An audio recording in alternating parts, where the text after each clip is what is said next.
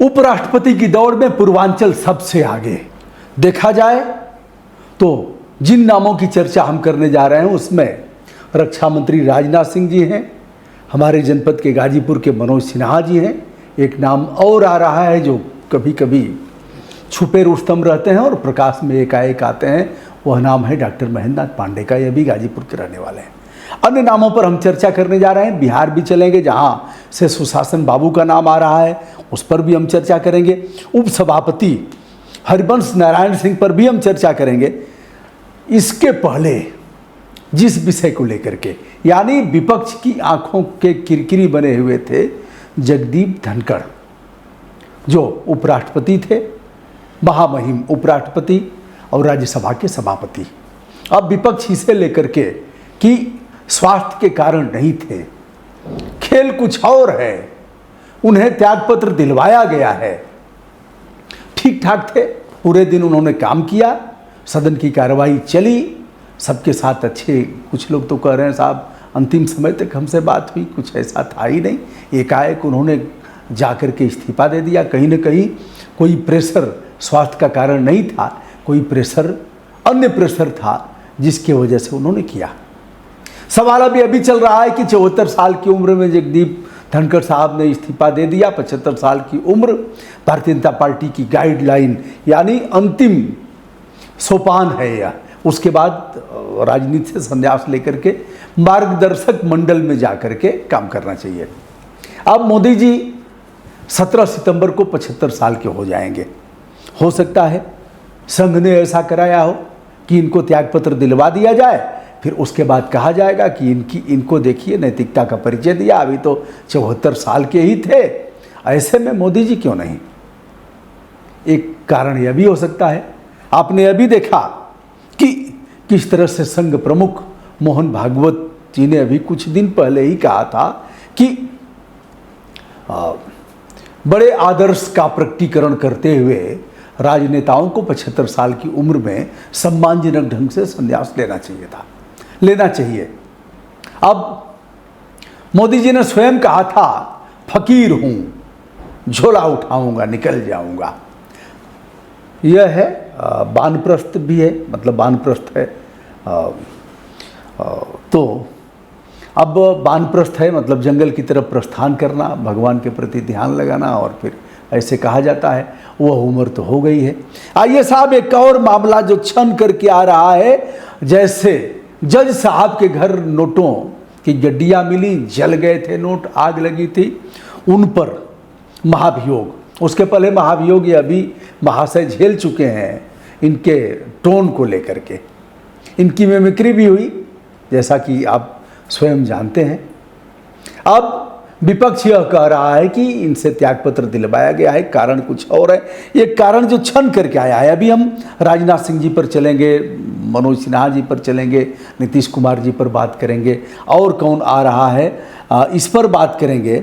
दिवंगत कर्पूरी ठाकुर के परिवार से भी उनके लड़के को बनाए जाने की बात हो रही है, कुछ महिला मंडल से भी लोग, लेकिन यह भारतीय जनता पार्टी है, कैसे चमत्कार करेगी अब इसको कहना काफ़ी कठिन है।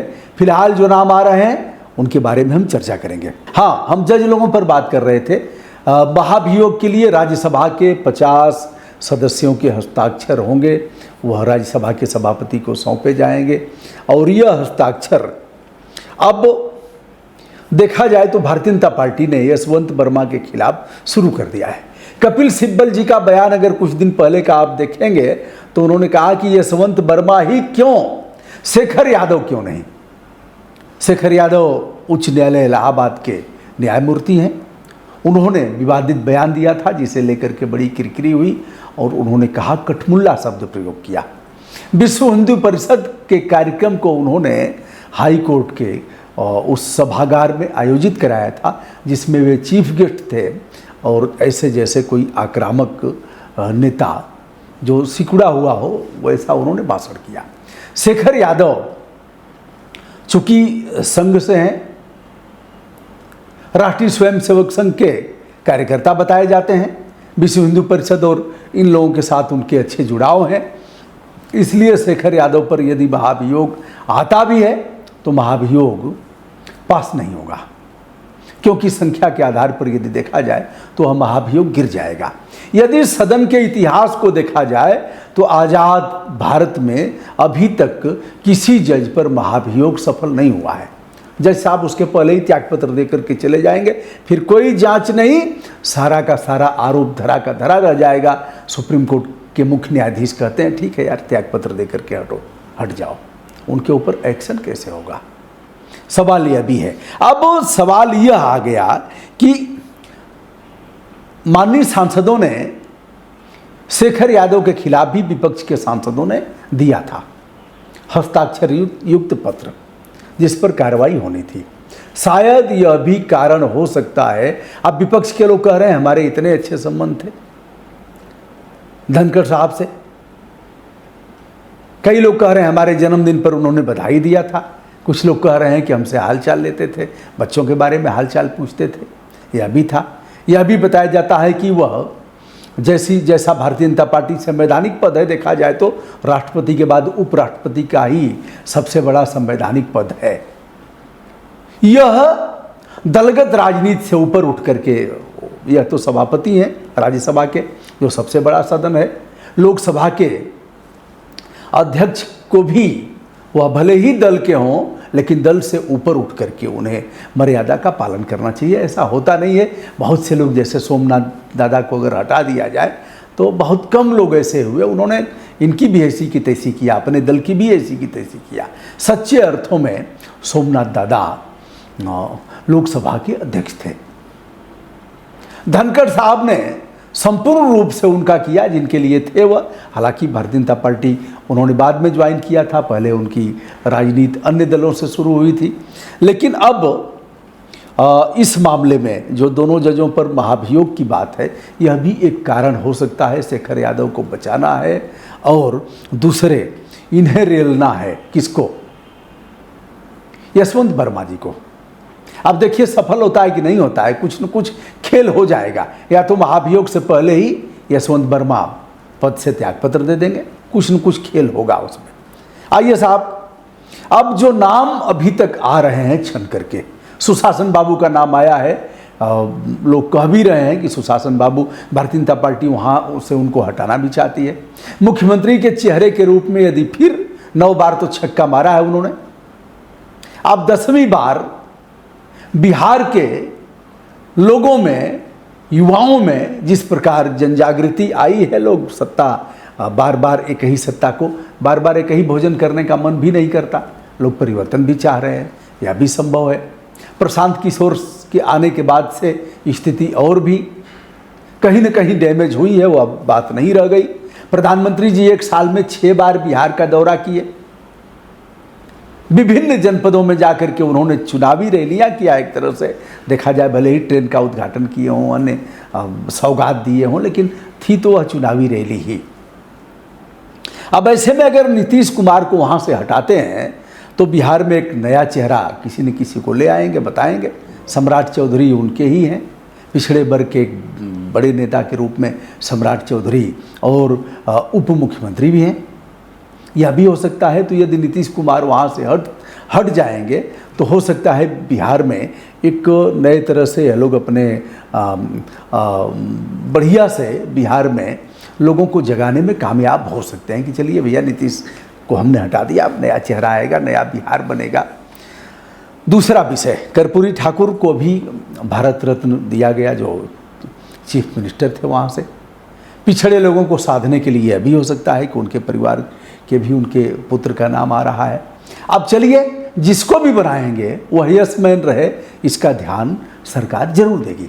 सरकार में क्या, अरे 2 लोग देंगे, एक प्रधानमंत्री जी और दूसरे मोटा भाई अमित शाह जी। साहब सो सब होते हैं, बंदे ते कछुनाए, इन्हीं की चलेगी। अब राजनाथ सिंह जी का नाम आता है। राजनाथ सिंह जी को अगर प्रधानमंत्री जी 1.5 महीने 2 महीने में अपने को अलग करते हैं तो राजनाथ सिंह जी का नंबर आएगा प्रधानमंत्री के लिए, यह तय है। और अब तो आवाज उठेगी कि साहब आप ही नियम बनाया है तो आप तोड़ क्यों नहीं रहे, छोड़िए कुर्सी। अब फिर कुर्सी छोड़ेंगे तो नंबर आएगा राजनाथ सिंह का प्रधानमंत्री के लिए। राजनाथ सिंह को साइडलाइन कैसे किया जाए, उपराष्ट्रपति बना करके किया जा सकता है। अब अगला नाम मनोज सिन्हा जी का है। मनोज सिन्हा जी गाजीपुर के हैं, केंद्रीय मंत्री रहे हैं और बड़े विश्वसनीय हैं, एलजी हैं जम्मू कश्मीर के, अत्यंत विश्वास पात्र लोगों में से एक हैं। उनका भी नाम है, उनको भी बनाया जा सकता है। मनोज सिन्हा जी का नाम भारतीय जनता पार्टी के राष्ट्रीय अध्यक्ष के रूप में भी आ रहा है। और गाजीपुर से ही एक डॉक्टर महेंद्र नाथ पांडे, थोड़े चुपचाप अपना भीतर कुछ करते रहते हैं, तो यह भी छक्का मार देते हैं समय समय पर। भारतीय जनता पार्टी के प्रदेश अध्यक्ष भी रहे हैं, चुनाव के प्रभारी भी हैं उत्तर प्रदेश के, 2 बार केंद्रीय मंत्री भी रहे। तो डॉक्टर महेंद्र नाथ पांडे भी ब्राह्मण मतदाताओं को रिझाने के लिए ऐसा हो सकता है। और यह अगर नाम आता है मनोज सिन्हा जी का, और यह नाम आता है डॉक्टर महेंद्र नाथ पांडे जी का, यह नाम आता है अगर राजनाथ सिंह जी का, तो बिहार में भी इसका असर पड़ेगा। अगले अन्य कई नाम भी हैं। कुछ महिला वर्ग से आ रहा है, लेकिन अब महिला वर्ग से कटेगा कैसे? कटेगा यह कि प्रेसिडेंट ऑफ इंडिया महिला हैं, तो वाइस प्रेसिडेंट ऑफ इंडिया महिला को बनाने में थोड़ी असहज स्थिति होगी। एक नाम और है कौशल किशोर जी का, जो मलिहाबाद के सांसद रहे हैं और केंद्रीय मिनिस्टर भी रहे हैं। चुनाव हार गए थे, पिछला चुनाव 2 बार सांसद रहे हैं, उनको भी कहीं न कहीं समायोजित करना है। लेकिन अब वह इसलिए कटेंगे कि दलित वर्ग से हैं president of India Draupadi Murmu ji, और दलित वर्ग के कौशल किशोर जी भी हैं, इसलिए यह कट सकते हैं। लेकिन भारतीय जनता पार्टी के प्रदेश और राष्ट्रीय अध्यक्ष की लाइन में कौशल किशोर जी भी खड़े दिख रहे हैं। अब दोस्तों, सदन के बाहर आज प्रदर्शन हुआ, प्रदर्शन किया। बिहार विधानसभा में भी हंगामा हुआ। 18 लाख मृतकों का नाम जो मतदाता सूची में जोड़ने की बात इलेक्शन कमीशन ऑफ इंडिया कर रहा है, उसको लेकर के वो 7 लाख मतदाता ऐसे हैं जो 2 जगह हैं। वोटर रिवीजन को लेकर के आज राहुल गांधी जी, अखिलेश यादव जी और अन्य लोगों ने, विपक्ष ने, सबने धरना दिया और फिर सदन की कार्यवाही नहीं चल पाई। ऐसे में दोस्तों देखना यह है कि 6 महीने के अंदर इसका चुनाव होना है। अक्टूबर नवंबर में बिहार का चुनाव होना है, तो 6 महीने के अंदर जल्दी से जल्दी उपराष्ट्रपति का चुनाव कर लेंगे। किसका नंबर आएगा? क्या जगदीप धनखड़ जी स्वयं हटे हैं स्वास्थ्य कारणों से, बड़े कलेजे का उन्होंने परिचय दिया है, या फिर संघ ने ऐसा करके उन्हें प्रेरित किया है कि आप हटो, फिर इनको भी हटाएंगे? क्योंकि संघ की बात भी नहीं मान रहे हैं, और लगातार संघ से भी देखा जाए तो प्रधानमंत्री जी की ऐसे लगातार संवेदनहीनता बनी हुई है, जो भीतर से बातें छन करके आ रही हैं। ऐसे में किसका नंबर आएगा या तो समय बताएगा। फिलहाल चर्चा जोरों पर, कौन बनेगा उपराष्ट्रपति, और उपराष्ट्रपति ही राज्यसभा का सभापति होता है। दोस्तों, मैं हूं ब्रजभूषण दुबे। संपूर्ण आदर के साथ हमारा प्रणाम स्वीकार करें। बहुत बहुत धन्यवाद।